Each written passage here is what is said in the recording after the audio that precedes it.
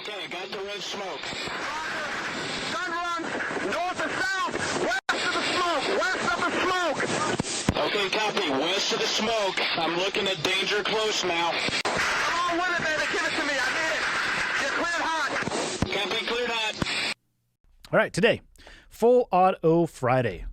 If you're a fan of the podcast or you have listened to these episodes before, you will know that they are generally rapid-fire Q&A. But occasionally, I will get what I consider to be a question that is important enough. I don't actually know the right terminology. Important enough, has enough gravity, that perhaps it would be better to dedicate the time and effort to answer just that one question. So I actually have two today that I believe personally are a little bit tied. And I'm going to do my best to answer them. So here we go. Question number one. And I'll just use the first name here. Johnny writes to me, I served in the 173rd Airborne. In my time, I've had to say goodbye to a few brothers.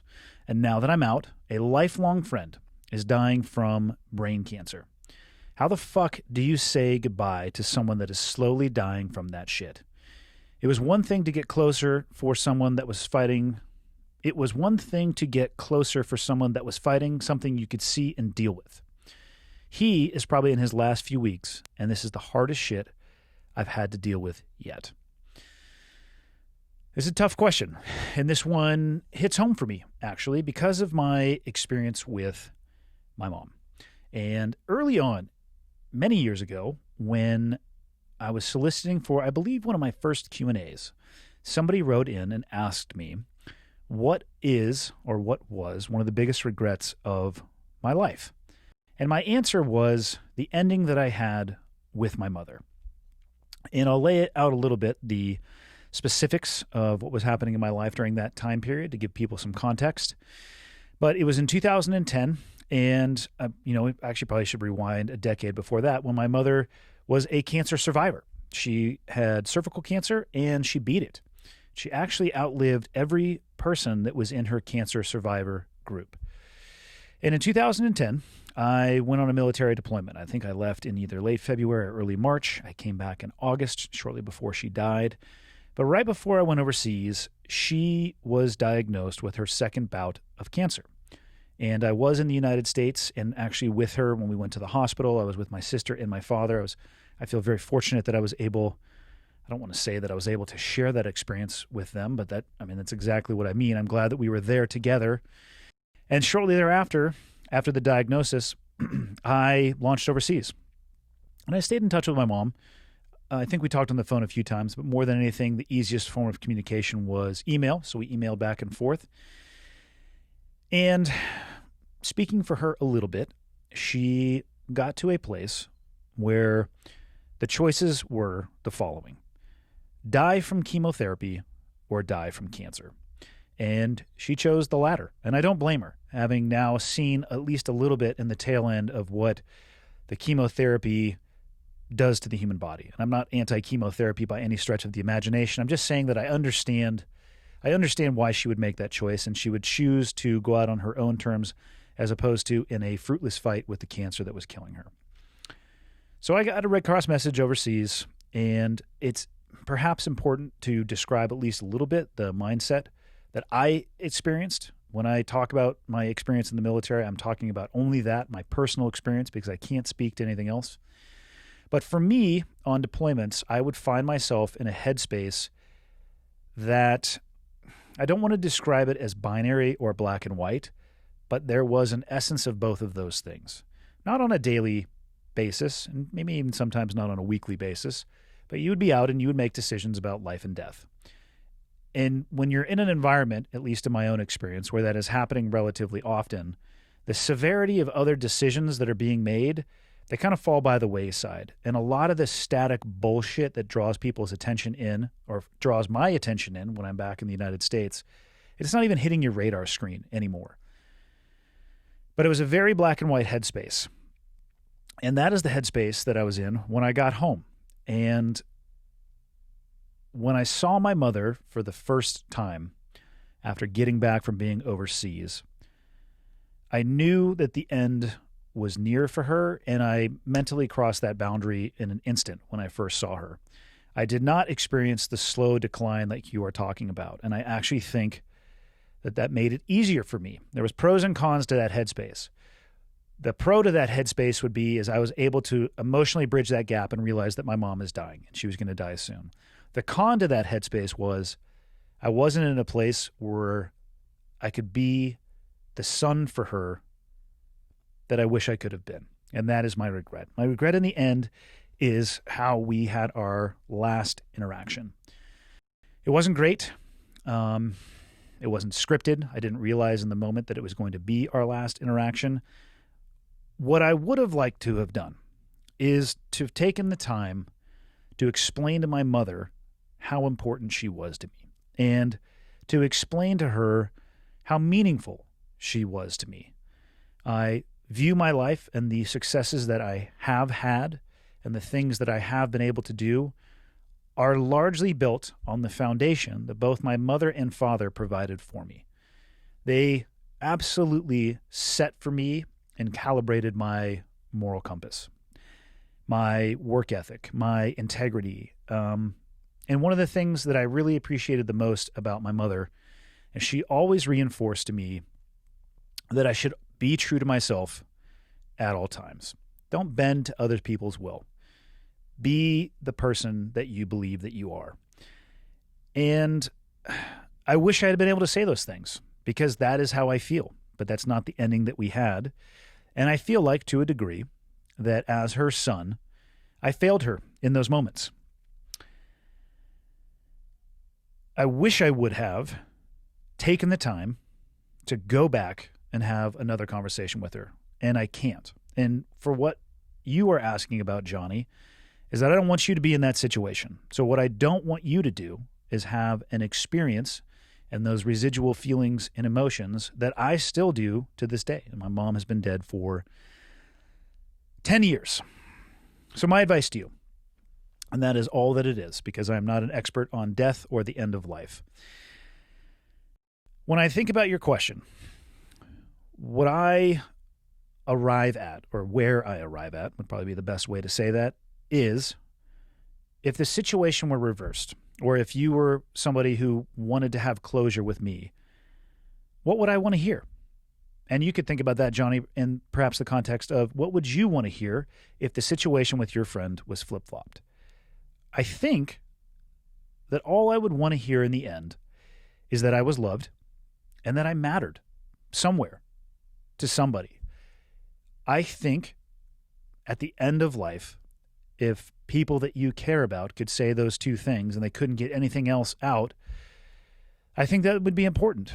And I think it would be meaningful, and I think it would be impactful in that phase of your life.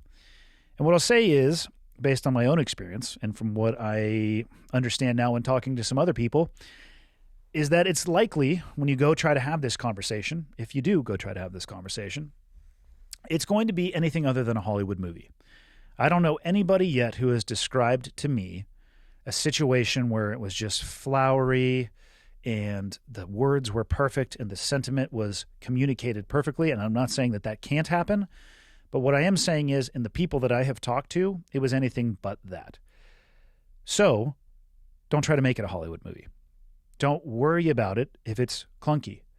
Don't worry about it if you break down and cry and have a hard time getting the words out of your mouth. And don't worry about it if it's emotional and challenging and difficult and all of those things that it's going to be.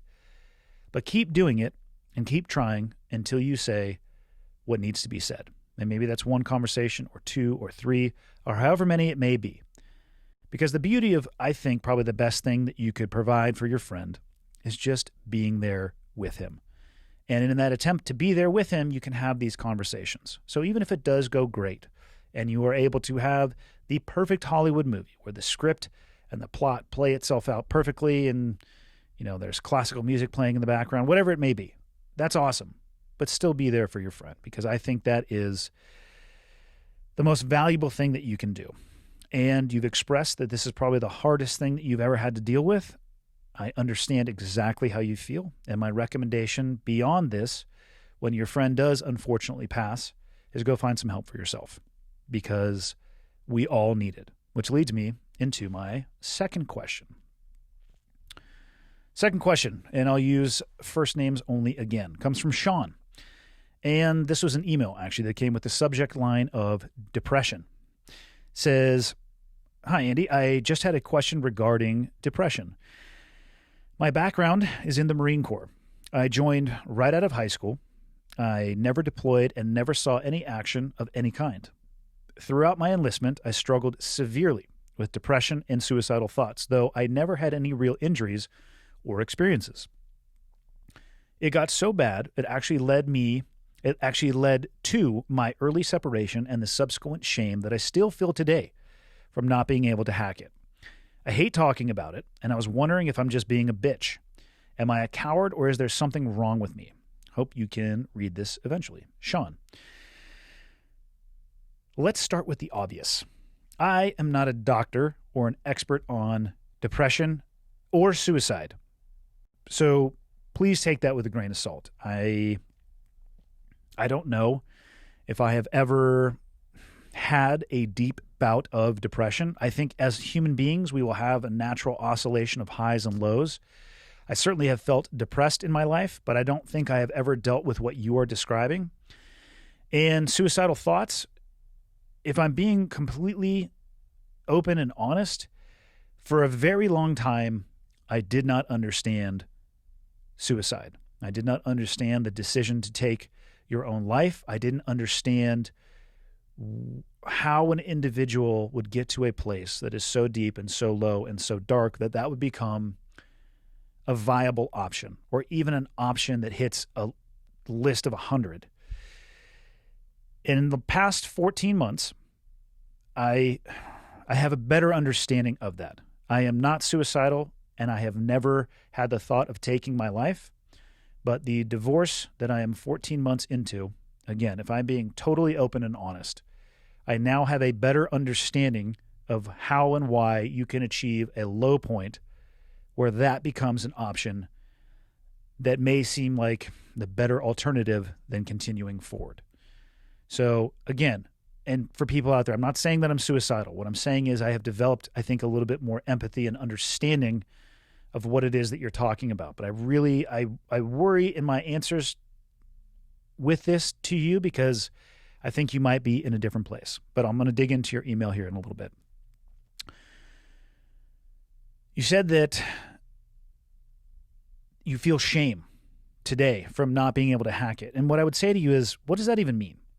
You were, it sounds like, as you have expressed to me, dealing with personal issues that likely would have prevented you or prohibited you from hacking it, regardless of your profession or occupation. It may, because maybe this was a point in time in your life where there was a chemical imbalance or there was something going on in your personal life. I don't think it has much to do with the Marine Corps.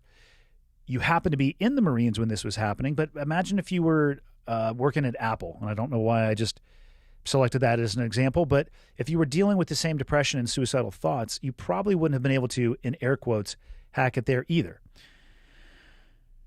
My answer to whether or not you were being a bitch, no, you're not being a bitch. And my answer is to whether or not you're being a coward is no, you're not being a coward in any way, shape, or form. I mean, as human beings, we're completely, in my opinion at least, imperfect and a constant work in motion. There's no arrival point. There's no end state when it comes to the things that you're going to have to work through your life. And there's absolutely nothing wrong with having a phase of your life that is a massive dip. I hope that it was followed by a massive climb and a massive peak. But just because you experience those things and they have a negative impact on your life, it doesn't mean you're being a bitch or a coward, like at all. You're talking about it. I mean, that's a huge and important step. I think that's the most important and critical step in the beginning. And I've said this before and I'll say it again. I'm not worried about the people who will verbalize that something is wrong with them. I'm worried about the people who tell me that they're fine and they say nothing and they go out into the woods and they blow their brains out. Those are the coworkers that I worry about the most, not somebody who can write an email like you did. The advice I would give you is that you need to let go of whatever you're still holding on to in regards to your military service. It's in the past and you have to let it go because it's only going to be an anchor for you. You have to let go of the fact that whatever you were dealing with prohibited you from having a Marine Corps career that you wanted, because there's no way that you're going to be able to achieve that. And holding on to that is just going to drag you down for the rest of your life. So step one, take the rucksack off and just put it down and start walking away from it. And my second piece of advice, and this ties into the first question that I got how I answered it at the end. You got to find help. I hope that you are talking to somebody, Sean. If you're not, I cannot recommend enough that you go find somebody that you can. Like I said at the beginning, I'm not an expert on depression or suicide, but there are many people out there who are experts on both, and I highly recommend that you go find one of them. If you're anything like me, you are your own worst enemy. I am absolutely my own worst enemy, and to me, that is the value of the counselor that I sit and talk with every week. I had an hour conversation with my counselor this morning, and it changes the trajectory of my day and my week when I do so. It puts things into perspective for me. It provides for me an objective view of the things that I'm working my way through, as opposed to an emotional view of the things that I am working my way through. And like I said previously, we're all broken to some degree. I am firmly of the belief now that all human beings are broken to some degree, to one degree or another. And I think that the goal should be, for you and for me and for everybody else who either listens to this or watches this, I think the goal should be for all of us that we never get up. Never get up. We never give up when it comes to trying to make ourselves a better version of who we are. And that is what I hope everybody can think about at the end of today's Full Auto Friday. Think about where you are. Think about some ways that you can be a better version of who you are right now. And then never stop that journey. When you get somewhere where you think that you've done well in one area, find a different area and just continue that cycle throughout the course of your life. And that's what I'll leave everybody with for this Friday. Have a good weekend. See you back on Monday with a new episode.